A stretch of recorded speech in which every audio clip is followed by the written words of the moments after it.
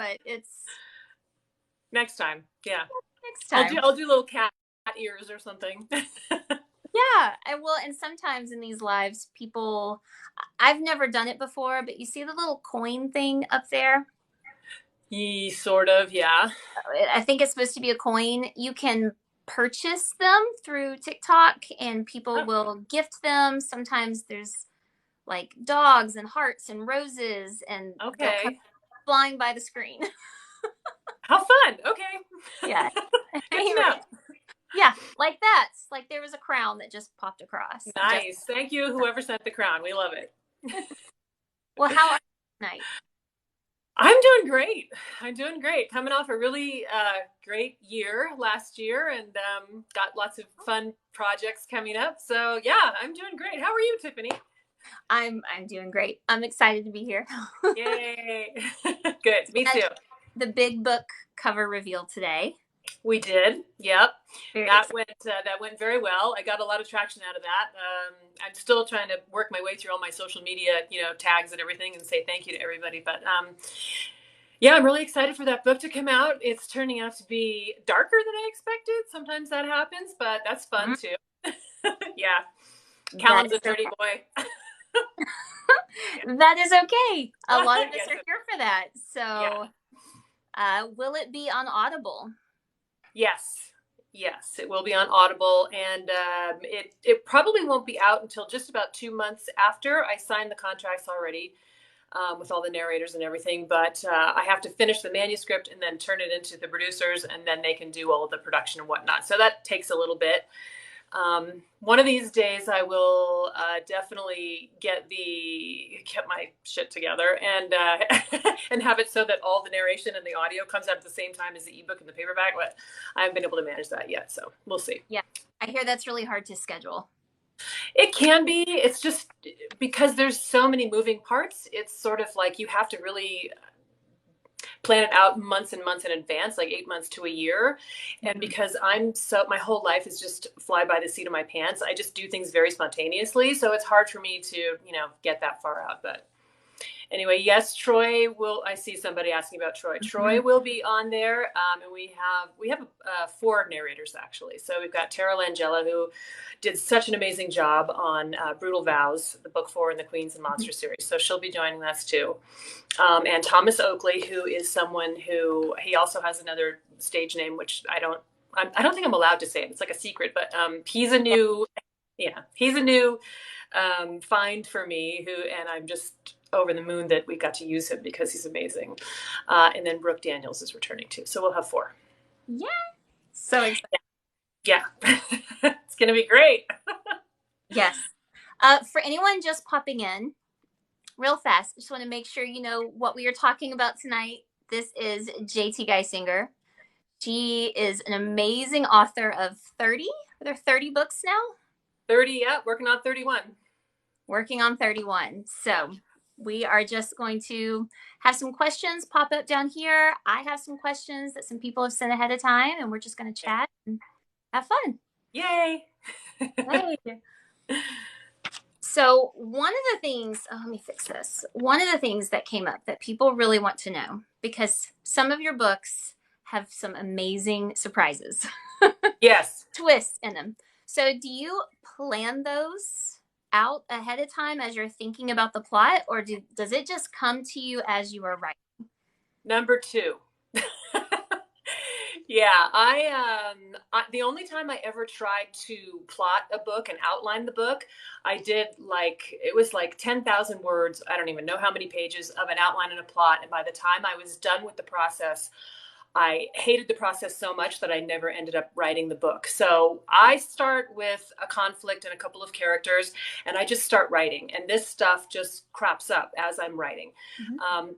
So almost always the twists just occur to me because a character will say something or do something. And I'm like, oh yeah, I'm going to run with that. Just go off in a crazy direction. Yeah. But like in the case of Pen Pal, I knew what the ending was. I had to know what the ending was to build all those little Mhm. breadcrumbs, leading up to the ending. But a lot of the times I have no idea what's going on. So that's part of the fun for me. That is so fun.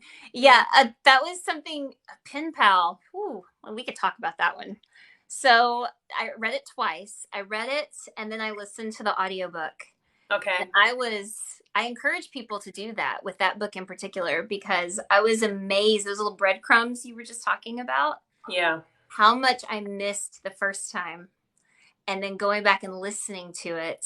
And listening helps me slow down a little bit anyway. I tend to read really fast. And Right. I'm so excited about that book. I read it in one day and I knew that I had missed some details. So going back and listening to it, I just thought, oh, this is so good. Like all these little things that did not catch the first time around.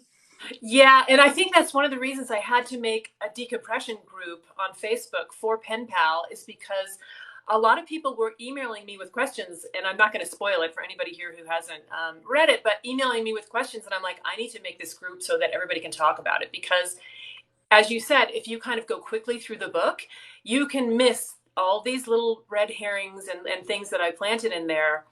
And then if you go back and read them or listen to them like you did, you can pick up everything and it makes a whole lot of different sense. I got a lot of feedback from readers that the second time they went through and they read the letters from Dante, they were just like, because they knew now what it all meant Yeah, and yeah, what yeah, it was alluding exactly. to. Yeah, so that was a lot of fun. It was a really fun book to write, and I tore through it.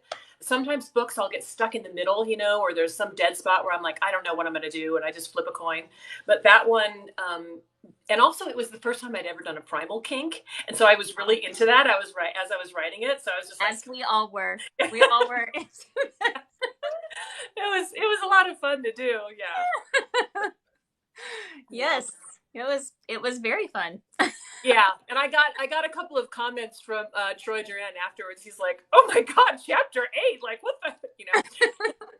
So it's always fun to hear the narrators talk about their reaction to the plot or what's happening in the book because they actually have to act it out. They're not just saying words; they're acting. Right. So it's Absolutely. it's fun to get that reaction too. Yeah, Oh, that is fun. That's yeah, going to be really fun as an author hearing, a narrator that is, especially somebody like him who's been working for 10 years and 500 books, hmm to hear him say such positive things about your work. And I know he has said very positive things about your work and loves working on your books and Yeah, wait, Troy and I found him at, this is sort of a sidetrack, but when I first started doing audiobooks with my indie books, I would just put them up for auditions on ACX and I would get feedback from narrators. And I only did like a single narrator for my first few books because that was kind of the thing then. I think it was right. like 2015 when I started doing it.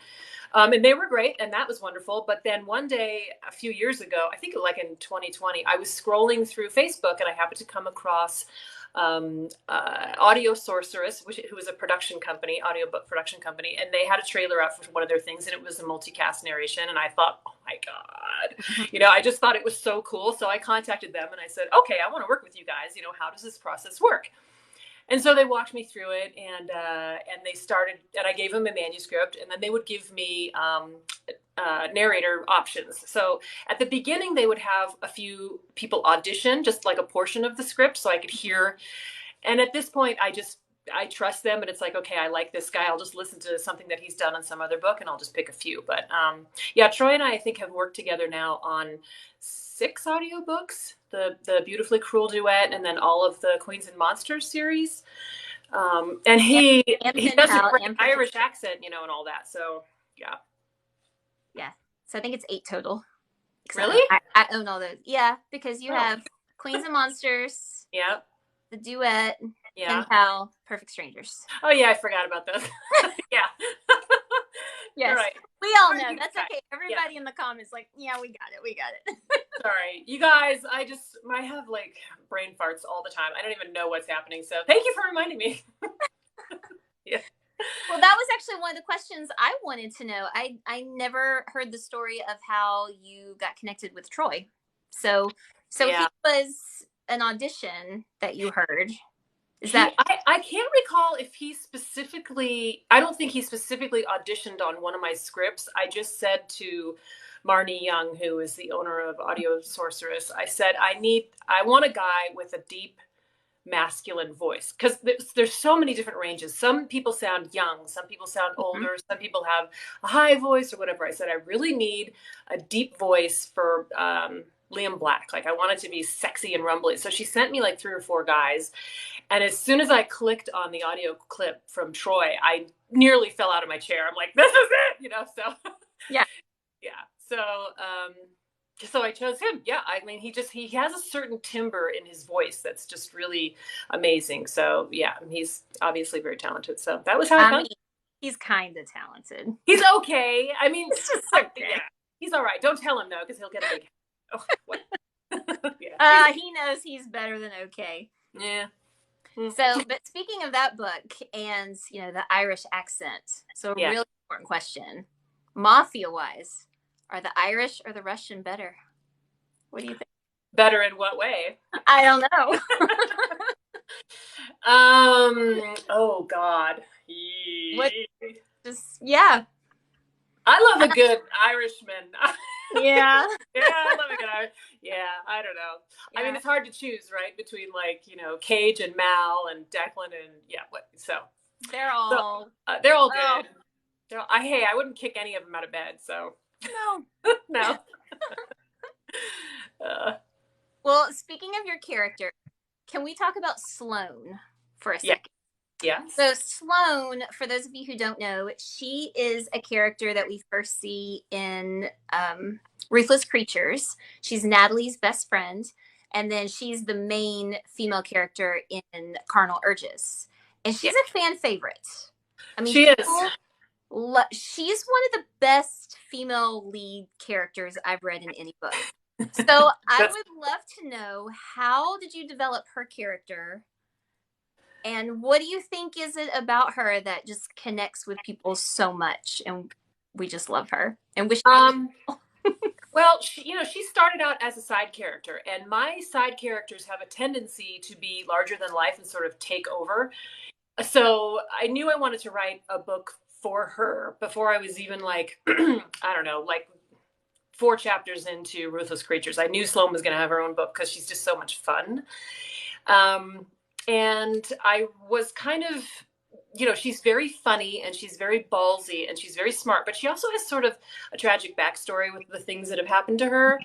So I wanted her not to be a victim because I didn't want her to be portrayed as she was victimized by the things that happened to her. So, I just gave her this whole persona that she was really strong and she worked her way out of all these things and she made a success of herself despite what had happened to her. And I think too, because she's one of these people that just says whatever the hell she wants. People Mhm. love that, and she's very funny, and she was a good foil for Nat. But seeing her go up against one of these, Declan, Daddy Declan, as everybody calls him, go up against a very strong mafia guy and just be completely and utterly unfazed by him, people love that too. Mhm. So. In fact, this new book that I'm working on right now, Liars Like Us, has major Sloane and Declan vibes. So I'm having a lot of fun with them too. Oh, Yeah. we're all here for that. That's great. Yeah, that'll be good. So, why don't you talk a little bit about the new book and the new series and what it's going to be like for everybody? Okay. Well, I'm planning 4 books. It might be 3 because I'm not sure if I'm going to kill somebody off or not. But it's 4 brothers. Yeah, I know. You never know what I'm going to do. That's true. Yeah, the McCord brothers, and they own a media empire. And the first book is set in Los Angeles, and it's a marriage of convenience, like sort of. Oh, there's my cat in the background. Yeah. Obsessed. Yeah, that's okay. So, just like on a side note, I write in sitting up in bed. This is my office. So, yeah, I'm on. That's where I write. So, anyway, there's Zoe. Yeah, the new series. See, brain like a squirrel. Um, the Great. first book is coming out in May, Liars Like Us, and it's got a lot of spice, and it's got a lot of fun, sort of, like I said, the Declan and Sloane back and forth push and pull banter and everything. So, but this particular series is going to be more sort of trope heavy. Like the second book in the series is going to be age gap, forbidden workplace kind of romance thing. So, one of those things. And there may be a little tie-in with some of the other series, but I'm not going to say too much about that because we'll see. Ooh, Yeah. teaser. Yeah. Just a little. We'll see. Okay, that's a maybe. It's a maybe.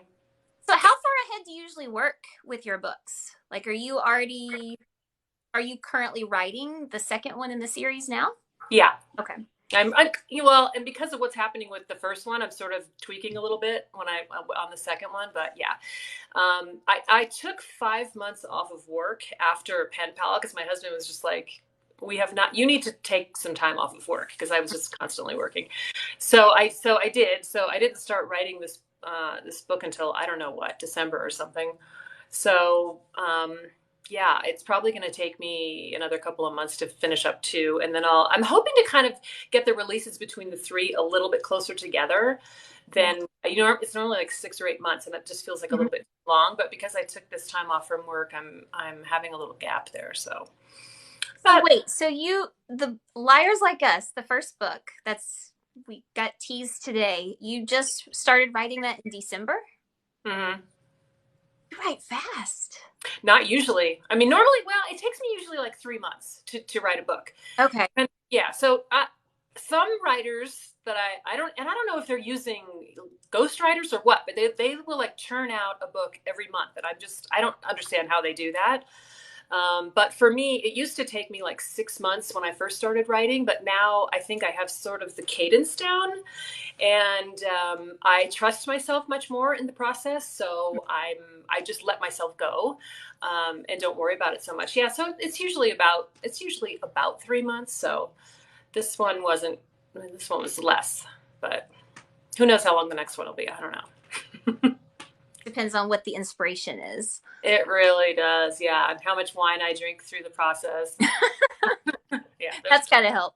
there's I'm always scrolling that. Yeah. I'm scrolling back up to check out some comments and questions. Sorry guys that we've just been talking and haven't caught a lot of these. We're not paying attention to you. Sorry. You have a lot of fans in here.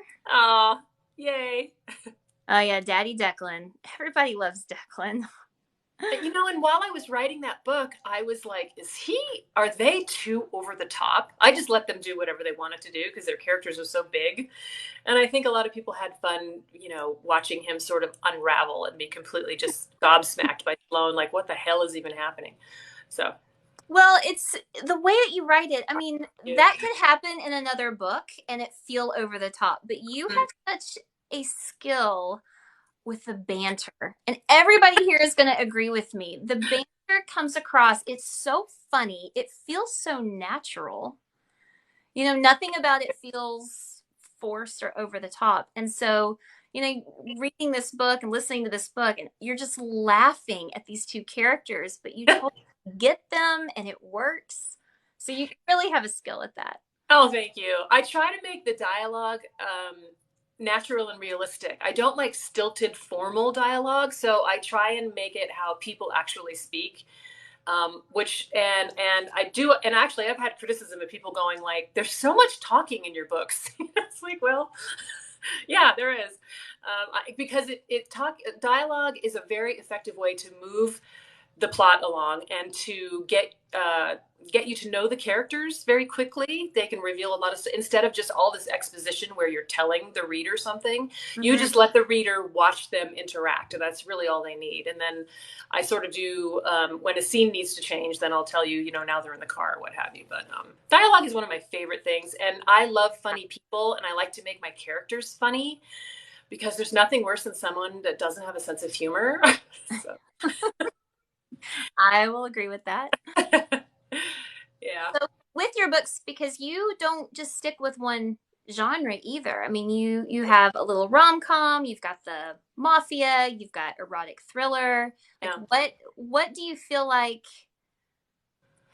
is your sweet spot in that? Like what do you just I mean, I know you enjoy writing all of them because you've done all of them. Yeah. Mm-hmm.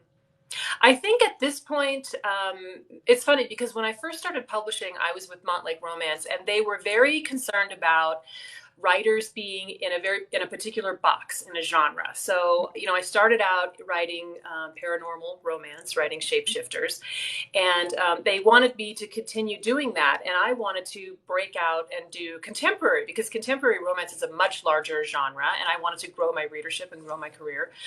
So I did some with them, and and I really liked that too. And so then I went into, I did Perfect Strangers, which was, I don't even know what you call that. It's like, I don't know, literary fiction with erotica in there.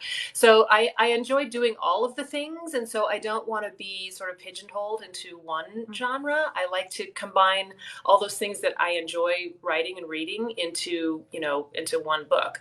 So it's kind of difficult for an author like me, who doesn't, you can't just say, I write romantic comedy, or I write thrillers or what have you. It's a little bit harder to, just from a marketing perspective. Mm-hmm. But I think now my readership has grown to the point where they sort of know to expect the unexpected, to expect twists, to expect a lot of spice, and to expect, funny banter. And then from there, they're like, I just trust you to do something crazy. So that's what I do.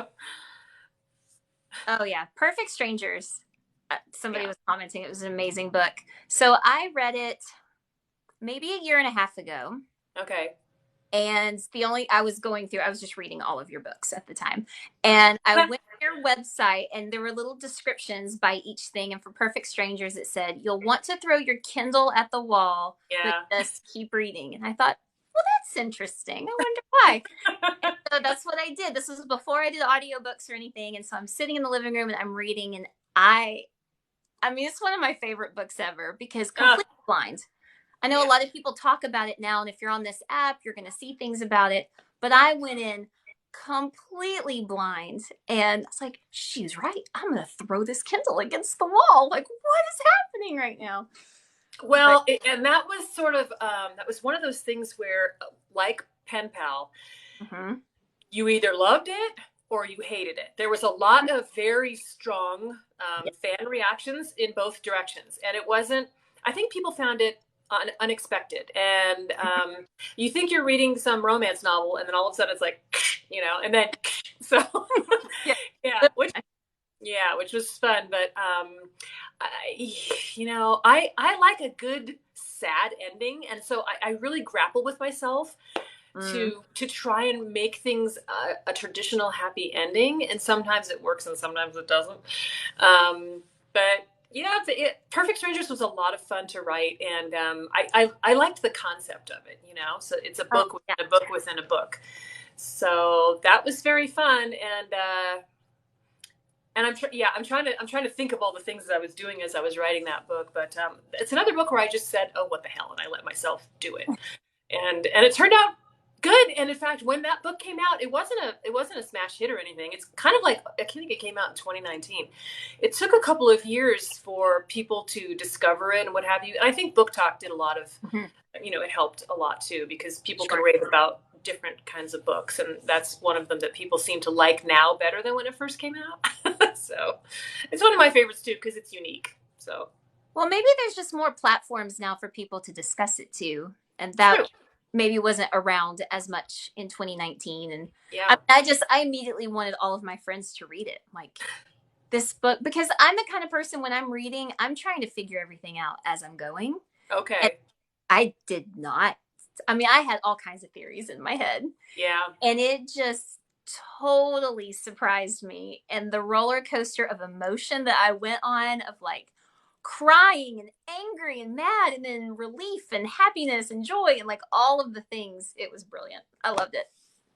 That makes me happy to hear. Thank you. Yeah, because that's one of the things that I want to do is touch the reader in some way, whether they laugh or they cry or they, hate my guts afterwards. I think I've done my job if there's some kind of an emotional response, because there's so many books that you read that are fine and that are, they're good, and they pass the time, but they're not memorable and you'll never think of them again. And Yep. that's most of the books that I read. And so it's kind of fun for me to take you guys for a ride and give you whiplash.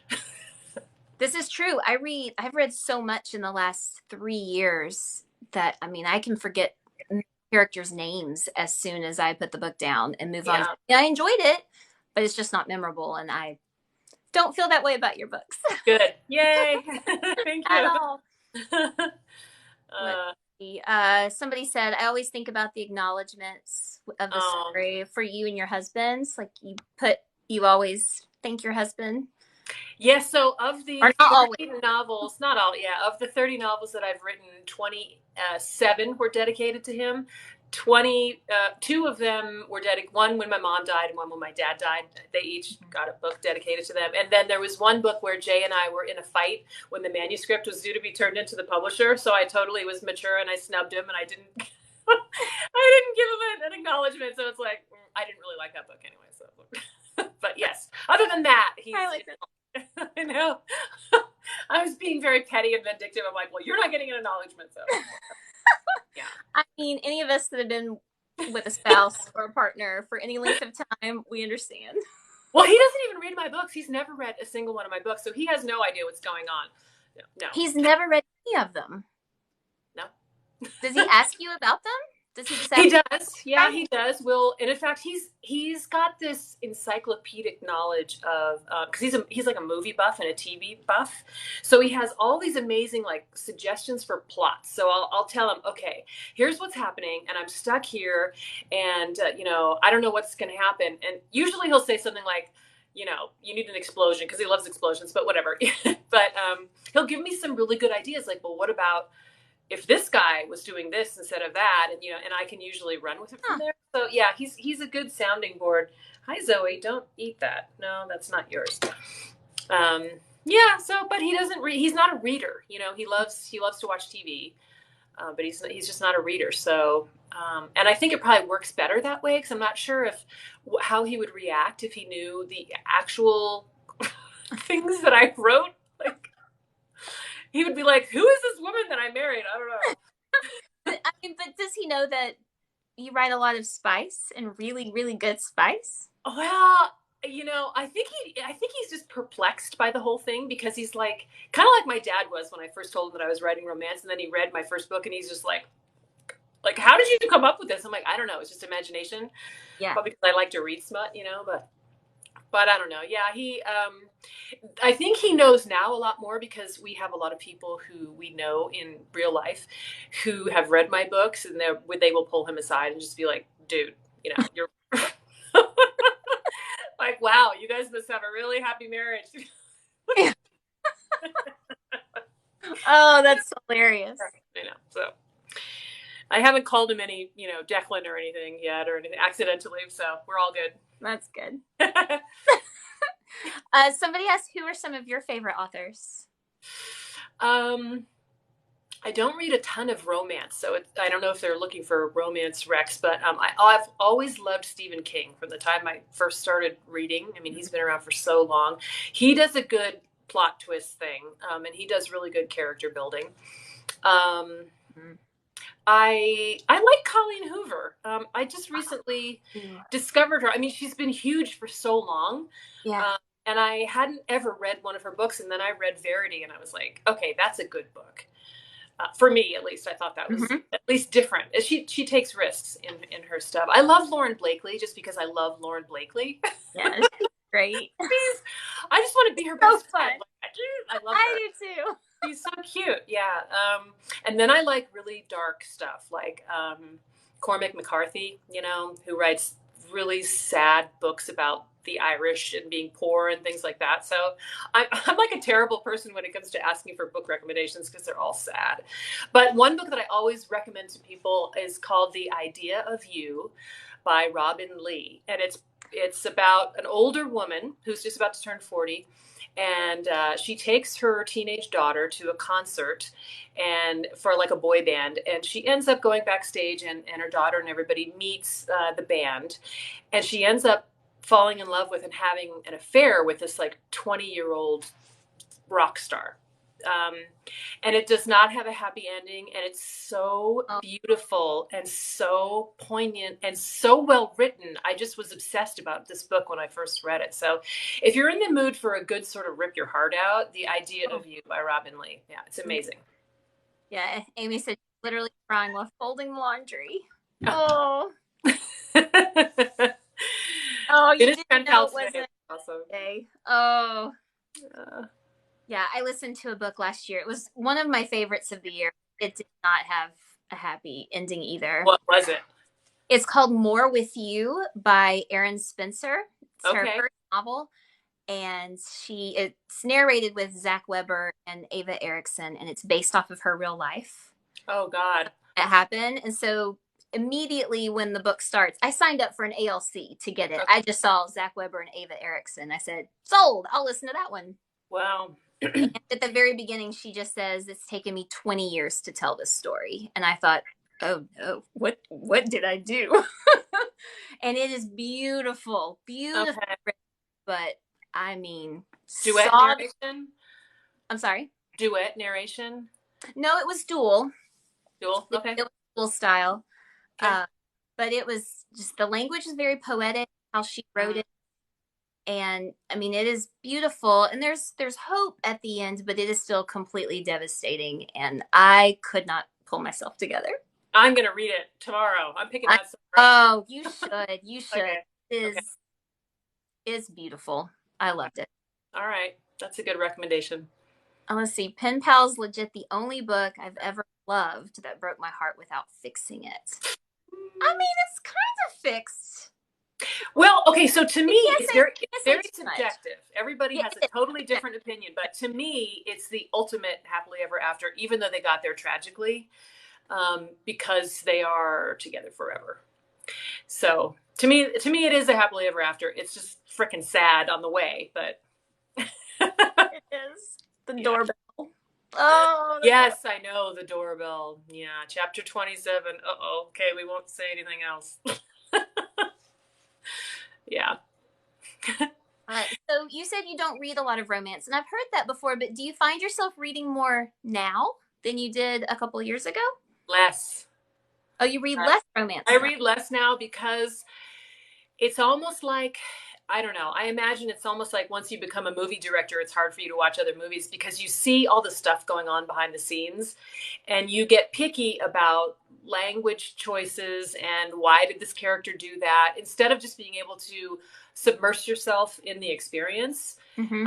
Especially with romance because the attraction and the chemistry is so important, and if it doesn't come off correctly and they just start this relationship and it doesn't make sense, I DNF. I would say 95% of books that I read, I'll pick it up and I'll read 2 chapters and I'm like, nope. Yeah. So I tend to go for like thrillers. I read a lot of thrillers. I read biographies, just random stuff. But romance it's a little tough for me. Mm-hmm. There's an author named Jennifer Crusie who doesn't write anymore, but she was a brilliant comedic, like rom com author, and I powered through all of her stuff. But yeah, not much anymore. So, and plus, I don't have a lot of time to Yeah, read, and I don't want anything that I'm reading to sort of influence the plot of what I'm writing too. sure. Yeah, So I don't know. yeah. Do you listen to audiobooks? Only when they're mine and I'm going through the QC process. Okay. Yeah. So you do Which listen to your own for that purpose. I do. I listen to the whole thing because there are little things that you'll catch where maybe a word, the emphasis on a word changes the entire meaning of a sentence. That happens every once in a while. Or a word is skipped or a word is mispronounced or something like that. Yeah. So I listen to the whole, 10 hours or whatever it is. And then I give my feedback and then the production company makes whatever changes they need to. Do you always go through Audio Sorceress now? Now I do, yeah. Just because we've worked so well together, and they're really trustworthy, and they're a great company. So I haven't had any blips or problems with them. So for me, it's like I like to assemble a team of people who I can trust, and I know, the work is going to get done on time, and it's going to be done well. Same with like the cover, the photographers, and the designers, and people like that, the editor, all that. So yeah, so I will continue working with them for sure. Mhm. Yeah. Someone said, please always have dual, you mean duet, but I know that's what you meant. Duet narrated audiobooks, nothing better. I will from now on because I think it's an amazing experience. It's so enriching and immersive for the reader to have these different, and so each narrator can play several different parts also. So you can Sure. have, which they do. You can have, Troy, just for example, doing 3 different guys, an old guy and the young guy and then the hot main hero. So I will always do that. They're much more expensive to produce. So when I first did it, I was like, is this going to be worth the money? Mm. and I made the investment back in the first month. So I was like, that's amazing. Yeah. So Yeah. I'll always do them now because I love it. Yes. I think it's going to be the future of audiobooks, honestly. I mean, I can't tell you how many times I've met people on this app who just have refused to listen to audiobooks because they can't get past, they've heard a clip. Yeah. They just can't get past a woman doing a male voice and a man Yep. female voice, even if it's really good. And then I have finally convinced them to try one, and it's duet style, and they say, "Oh, I should have done this a million years ago. Yeah. I can listen to them if they sound like this. Like this makes sense to me." So, Yeah. And in fact, my first book, the audio book that went with it, I disliked it so much that I asked my publisher to re-record it, and I still don't like it. But the initial woman there was British accents, and she was doing everybody, men, women, whatever, and mhm. everyone sounded like Dracula. It was like blah blah blah. Yeah, So if you don't get a good, you'll never read the book because it's like, forget it. I don't want to, I need to hear this. I need to hear it as it should be and not some terrible accent. So exactly. yeah. And you've done a great job with Troy. Troy has been a great match, and I feel like He fits your yeah, character he has. so well. I need to, I'm sort of expanding I don't want to call them a stable because that's a weird word. I don't know what you want to call them. My group of narrators, I'm trying to keep that ever expanding so that it You're your doesn't become harem. stale. My harem. Yes. Yeah. So, but Troy will always be in there. He's amazing. Yeah, I think a lot of your fans just expect that now. I mean, Well, unless yeah. you were to write a character that, I mean, he's amazing, but if you were to write a character where his voice didn't fit very well, Mm-hmm. but with some of the ways that you write your male main characters, he can just do it. Yeah, and he can do sort of a wide range of people too. I mean, he's done, Boston accents, Irish accents, Russian, older people. So that's where he's really good. This new guy that I'm going to be using on Liars Like Us, Thomas Oakley, is perfect for this main character. He's the main character, Thomas Oakley. So he's perfect for that, and I chose him because I knew what the character was going to Mhm. be. So we'll see what you guys think of him. He's amazing. No, I Yeah. think that's important because I talk to people, authors who say, "Oh, I love this person's voice." I'm like, but is that the best fit for who your character is in your book? Because I heard a book recently is a super popular male narrator. He's Mm-hmm. brilliant at what he does. Personally, I felt he was not the best pick for that character. Like it Yeah. felt disconnected to me. Yeah. And So that can happen. I suppose that can happen with anything, but I try to be pretty careful about the characterization and what this person's voice should sound like. And you can't always have everybody sounding exactly the same. So that's another issue. You want to mix it up a little bit. Yeah. Uh, but I don't know. Like for instance, Tara Langella. So when I heard her voice for the first time, you do not picture Tara as some young ingenue, like 20-year-old naive girl. Her voice is so much more sophisticated and sexy. And so when I'm like, oh, I know exactly who I'm going to use her for because that's what her voice fits. Same thing with the new book. So Oh, someone said we trust you. thank you. That's nice to hear. You do. You've definitely earned our trust. Yay. That's awesome. Oh, the Geissinger gang. Jessica, I love that. She came up with the Blakely bunch, Oh group of yeah. narrators that tend to work a lot with Lauren Blakely. And so there's the Geissinger gang. I Well, like Lauren Blakely is another one who has incredible audiobooks. I mean, she gets, the top that. tier everybody. So I want to get with her and just talk to her about her whole process because she has like 109 or something books now. And it's like, girl, how do you do that? I want to pick her brain. So I know. Well, when I talked to her on here, she said one of the things she does, and I might have been Jessica or it was Rachel, a friend of mine. She said everything is your muse. She says she'll just be anywhere and she'll just watch a couple interacting and she'll think, huh, well, I wonder what their story is. And so she comes up with all these ideas constantly. yeah, I do the same thing, but so I have way too many ideas for time that I have. Like, so I can't write as many books as ideas that I have. So to me, it's like, how do you day to day, like the technicalities of the logistics of actually churning out a book that fast?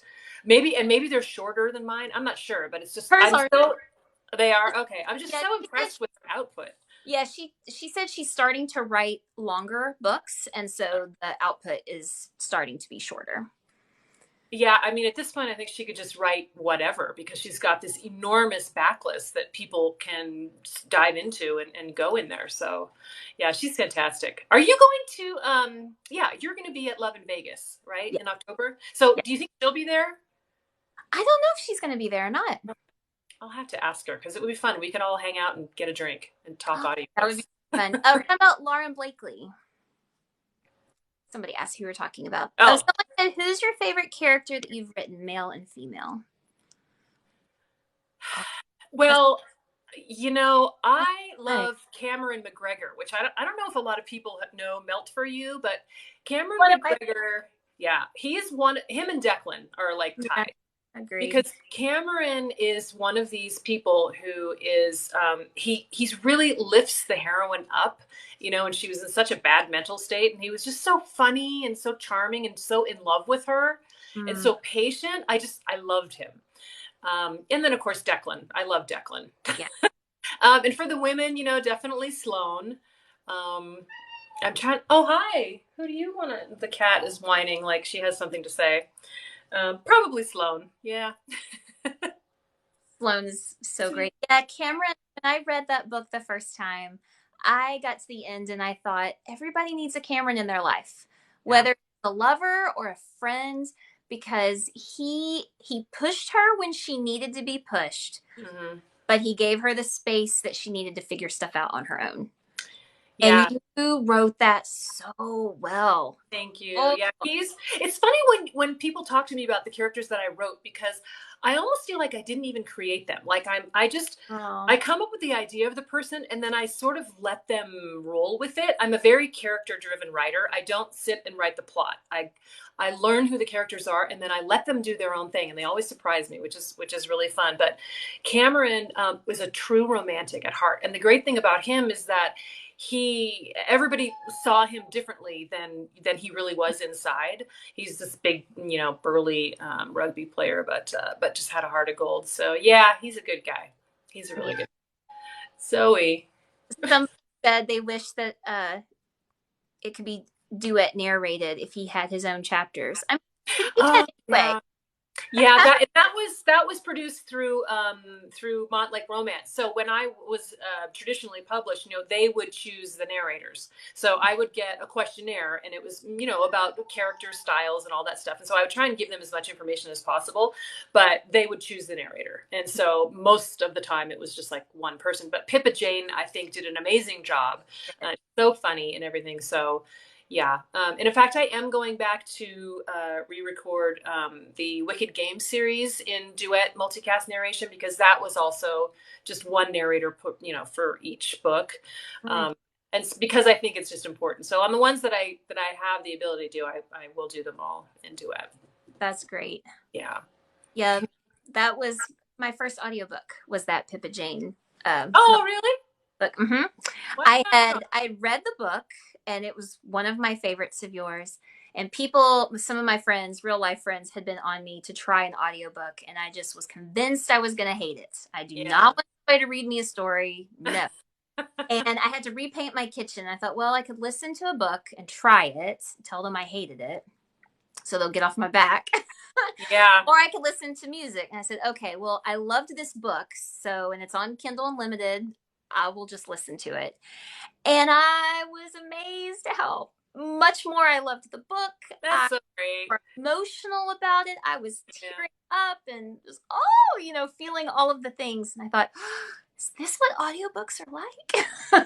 Yeah, it's a whole new world, isn't it? And yeah, when they're done well, it's just fantastic. So that Yeah. that's really good. Yeah. And that Yeah. was last May. It hadn't even been a year that I've been listening to audiobooks. That I have to just give you a shout out, Tiffany, because you are doing such an amazing job with what you're doing, with all of your like the oral romance thing club and this and all your stuff.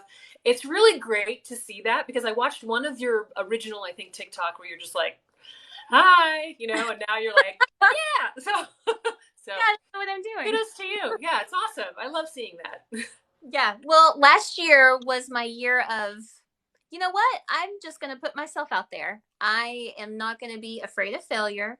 And if Hmm. I suck at something, who cares? Like, I'm 41 years old. I am just going to try some new things. And Good so for I tried audiobooks and then I got on this app and thought, I don't really know how this works.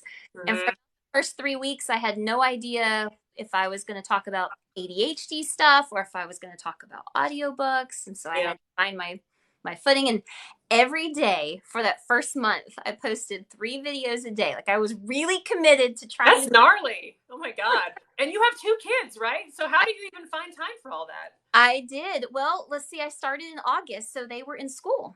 Oh, okay. Okay. So I would just have like these creative days and trying to think about things I wanted to do. But for that first month, every time I got in front of this camera, my heart would start racing. I'd Yeah. start sweating. I'd get so nervous. Like, why am I nervous? Like, this is not a broadcast. This is just me Right. talking to my camera. Right. Like, Right. you can do this. You can do hard things. Yeah. So And yeah, it's just I taking that learned. first step, right? And then as you gain more confidence, it's better. So Yeah.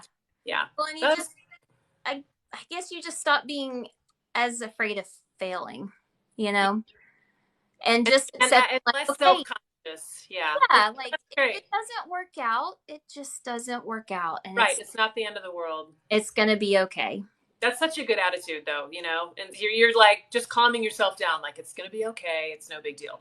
Because we have a tendency, I don't know if it's just women or whatever, creative people, to be so up in our head with anxiety and the ifs, ands, and the whats, and it's like, so if you can just calm yourself down and try something new.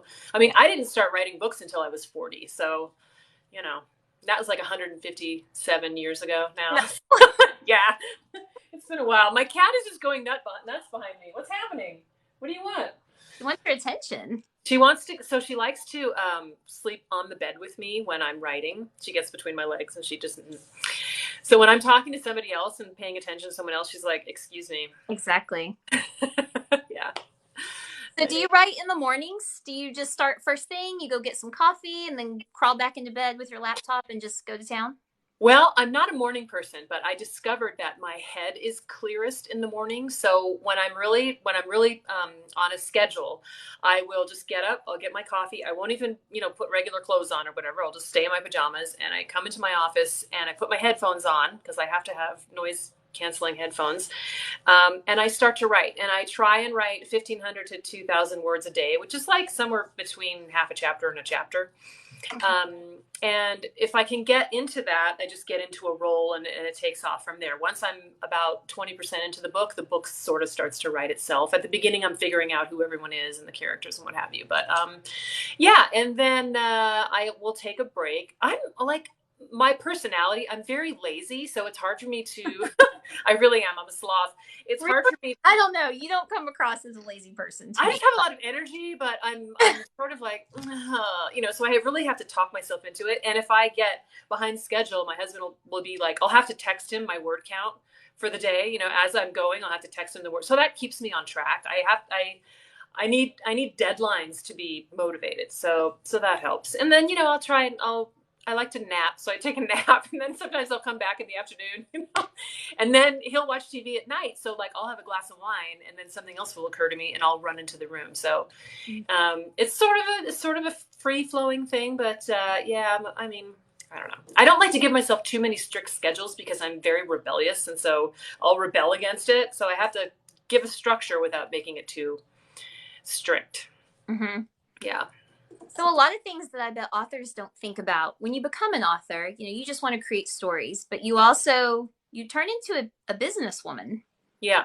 right? I mean, you did that feel like a crash course for you? Because No, because I had always, I mean, I've worked since I was 15 years old. I've always had a job. I owned my first company when I was 24. I started a temporary employment agency. And then when my husband and I got married when I was 30, we started a floral and event decor business together. So I've always owned my own business. I've always, been an entrepreneur and everything. So, and I like hard work. I like to work. It keeps me busy. Otherwise who knows what I would do. But I was always creative. So, like when we were flower designing, that's very creative. And I always loved books. And so I think the reason that it's been successful for me is because I had experience in business before I started doing this, because there's so many different hats that you have to wear. Um, Uh-oh.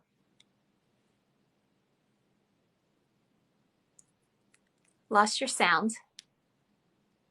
Or is it just me? Can you?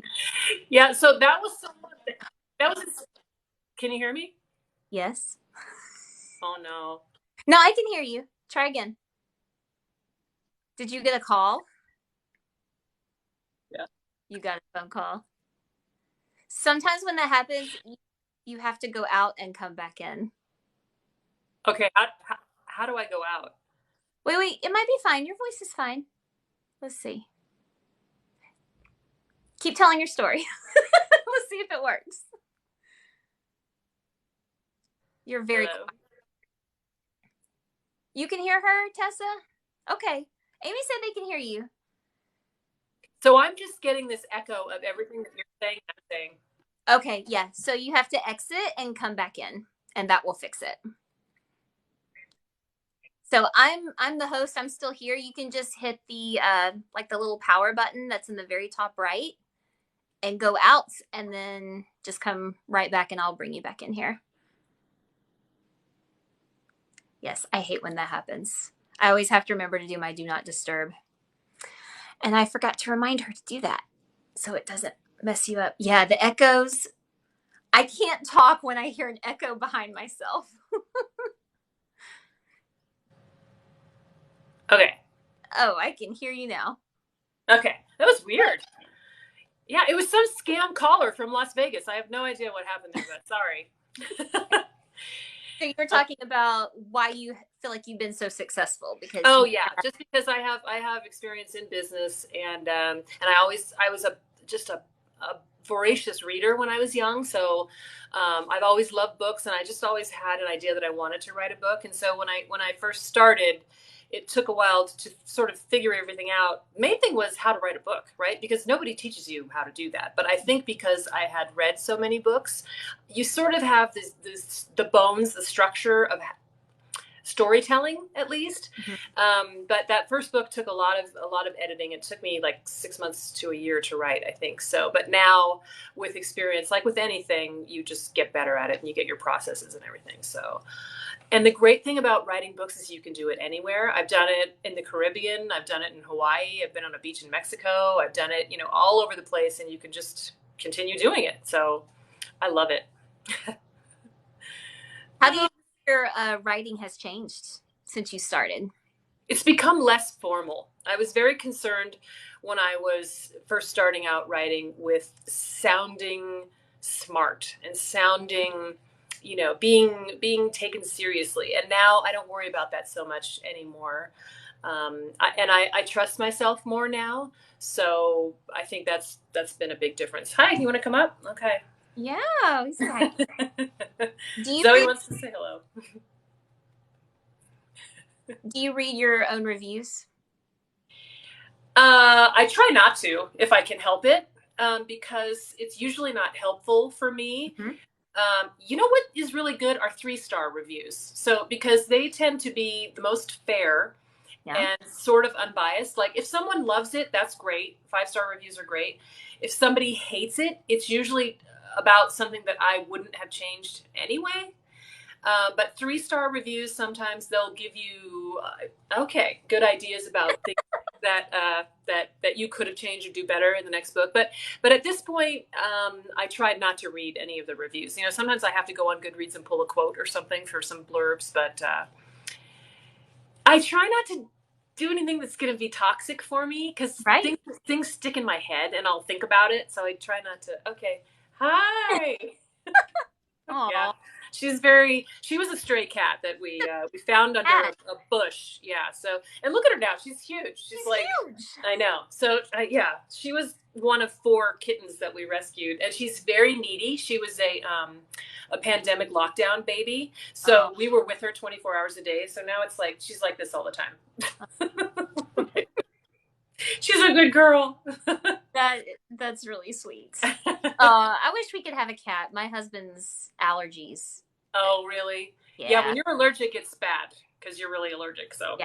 And it's not normal allergies. He has mast cell disease, so he's oh, extra allergic to all of the things. oh So no, poor yeah, guy. kids are so sad. But we have a fish, so that's Oh, well, it's low maintenance. low maintenance. Yeah, That's all we're gonna get. exactly. Oh man, that's awesome. Oh, this has been so fun. It has been a lot of fun. I love watching everybody's comments as they come up here. I That's really know, cool. I do too. Sometimes they go so fast; it's hard to read. Yeah, We'll see. yeah. I love your books. I'm so scared though to read Pen Pal and Perfect Strangers. Heard theirs, or they're emotional. Yeah, they are, They but they're are. so Yeah, good. yeah. They're just different, you know. So I have a theory. I've Uh-oh. tested this theory on a video on here, and I feel like it's about a 95% accuracy.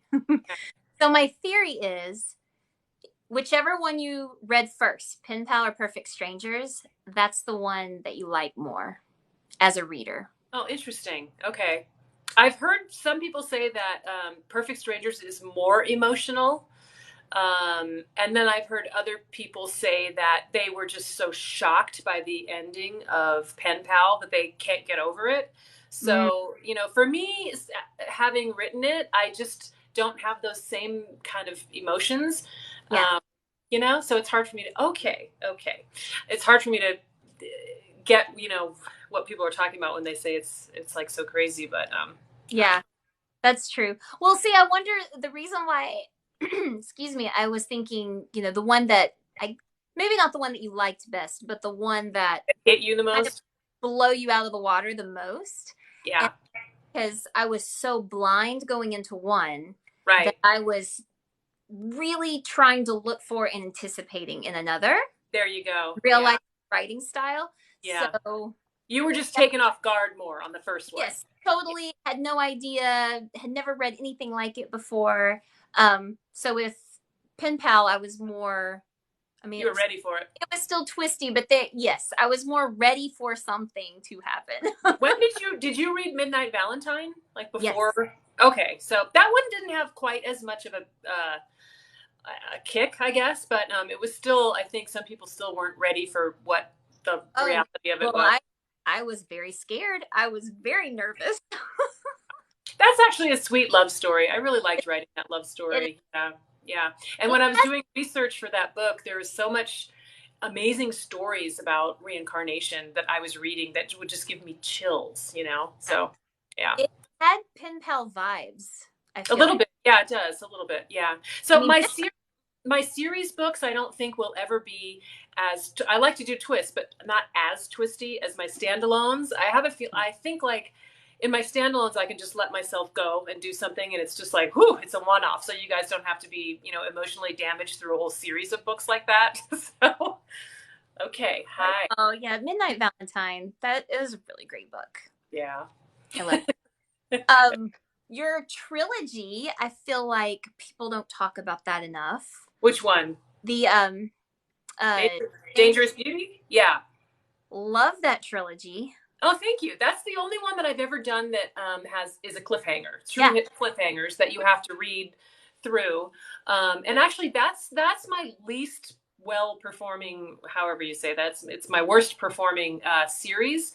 Oh, Yeah, and it was a bodyguard romance, Russian mafia, and it no. yeah, I don't know. Since the whole mafia thing that I've been doing, that series has definitely come back and got a lot of new readers. Mhm. But when it first came out, it was like, it didn't do that great. So Oh, yeah. So okay, look at this. She's a good girl. All right. yeah. No, Yeah. I loved it. I read it, loved it, went back and listened to the audiobooks, loved them. Oh, good. get to meet, because I kind of did a lot of. That's where Killian came in. I know. Well, I Yeah. read all your books backwards, A lot or of a people lot did. of them. I kind of read out of order. So Yeah. as I was kind of skipping around and working my way backwards, Yeah. and then get to meet Killian for the first time, and He then is amazing. realize, You know, and then in fact, realize, I might amend my favorite list to put him in there somewhere because I love Killian Black, and I think oh, he's always going to show up in my novels in some way or yeah, another. Okay, Kat, oh, he's Jesus. great. He's great. We all love Killian. But Yes. yeah, and then realizing when I was reading Cruel Paradise, when he's talking to Juliet about how he really made a mistake and hurt this woman, but now he goes and babysits her kids. Like, I wonder what that's about. Because that was Uh-huh. like the There second you book I go. ever read of yours. Like, I don't know what that's about. And then Yeah. being able to hear that story, like, ooh, Killian was, he was bad to her. He He was was bad. He was bad, and he felt bad. And in fact, you know, I had a lot of people going, "There's no way he can ever be redeemed after what he did. There's no way." You know, but I think I did redeem him. oh, So, you did. yeah, he had his reasons, but yeah, and he is really asking to show up in this new series. So we'll see what happens with that. Yeah. There were some people earlier already commenting when you hinted at maybe there'll be somebody that from another book to make an appearance. You know, Killian he just does these walk-ons, and I'm like, oh, there's Killian. Okay. does. So yeah, I don't know what's gonna happen. He's such a badass. I love him. Yeah, he's fun. Yeah, he's awesome. So anyway, this has been super fun. Thank you for having me. I love talking to you. Oh, this was great. I appreciate it. Thanks for talking with me for a whole hour. Oh, you're welcome. Did we miss any questions or anything we need to wrap up? Or are we good? Let me see. I mean, I think we pretty much hit on Oh, every. AJ in the Bad Habits series. Yeah, that's another favorite. Oh, I know. broke my heart. That was my favorite of those three books. Yeah, mine too. That one was nominated for a Rita. That was really good. And so was Melt for You, actually, now that I think of it. Oh, But yeah. Yeah. yes, that one. Whew, Yeah. that teary eyed, like feeling all the things. Yeah. Oh, poor. Now I have not listened to those audiobooks. I just read those a long time. I don't know if they're if it's just a single narrator or what it is, but I think aren't those Sebastian York? oh yeah, he is in there. So it I must don't be remember. Somebody knows in the it's comments. probably dual. It's probably dual. Yeah, I Yeah. think it's cool. It's on Kindle Unlimited. Yeah. Read and listen. So how does that work for you? I know you have all your books on Kindle Unlimited. I do. Some of them are attached to the read and listen. Is that a fractional thing, and then you can renew if you want to, No, or that's the Montlake Romance thing. So oh, all of the books that I published with Montlake Romance are in the Kindle Unlimited Audible program, or but it's like it's separate to them. So I very can't. Yeah, so I don't know how to do that like as in with my indie books. I don't think I can. There's some program that Audible came out with that was not very good in terms of compensation for the romance authors, so I'd never signed up for it. And okay. that was yeah, so I don't know. But yeah, all my Montlake romance books are in the Kindle Unlimited Audible thing. Okay. And yes, the Wicked series coming out with new narration. I'm supposed to get the first book back for quality control on the 22nd of this month. So as soon as I'm done with that, it'll be out. So probably the beginning of March, and then the next ones will come right after that. So yeah, they're good. That's gonna be really good too because I have a great cast of narrators there. Mm-hmm. Yeah. Okay. Well, yay. we can call it a night if you're ready Okay. to go. Thank you, ma'am. This was super fun. This Anytime you was want fun. to chat, yeah, I We love can it. do it again. I will talk to you anytime. Okay. Once the And book comes out, we'll make a date to do that, and I can't wait to see you. Well, I'm going to talk to you a million times before then, but I can't wait to meet up with you at Love in Vegas. That's going to be a blast. I know it's gonna be so fun. Yeah. And her new book, Liars Like Us, you can go ahead and pre-order it. Yes, it is available to pre-order, and it will be on Kindle Unlimited. So, but if you want to pre-order it, you can do that too. Yay! Thank you. Comes out May 25th. May 25th. You have to wait a little longer. I know. Well, we'll see. I may pull it. I may release it a little bit earlier, but I don't want to promise that because I don't want to break promises. So we'll see. As of now, it's May 20th. Yeah. Just surprise us if it comes early. Okay, I will. All right. Thank you, Tiffany. All right. Bye, JT. Thank you. See if I can get out of here. Just Goodbye. bye. I don't know how to do this. God, someone help me. Oh, there we go. It takes it a minute. Oh, that was so much fun. Yay!